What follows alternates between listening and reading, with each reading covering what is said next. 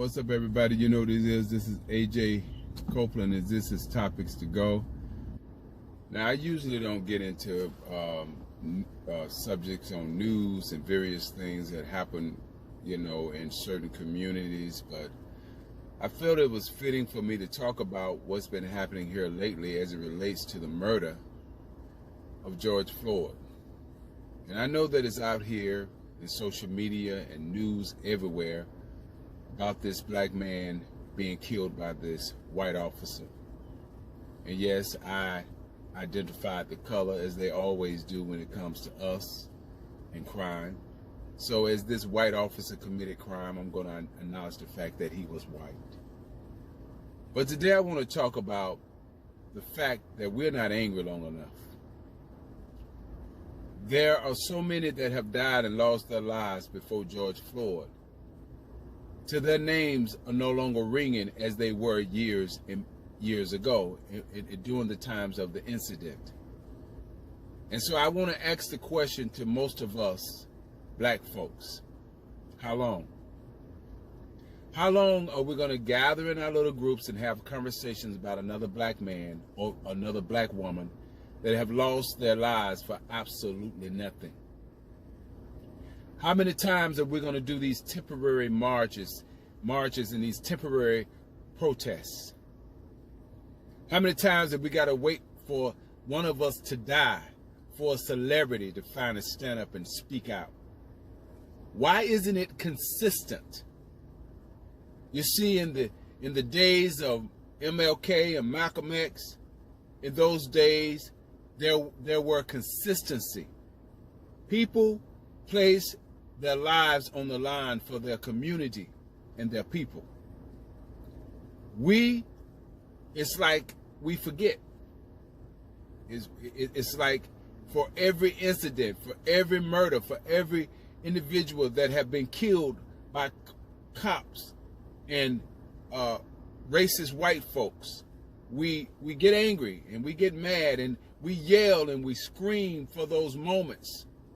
But then once the cycle is over, once they've done just the minimum of what we requested, once the individuals are either dead or locked up, we move on as though it never happened or as though it could never happen again. And then it happens again, and we go through the cycles again. Oh yeah, we get angry, but we're not angry long enough. How many more of us have to die? How many more of us have to lose our lives for just being black? Just minding our own business, just jogging in the park, or maybe being accused of something that we didn't do. No thorough investigation is needed. A black man did it. A black woman did it. No investigation. No need to check and see if it's possible, if they did or didn't. We know these folks. They always doing something illegal. How long are we just going to get together temporarily when it needs to be on a consistent basis?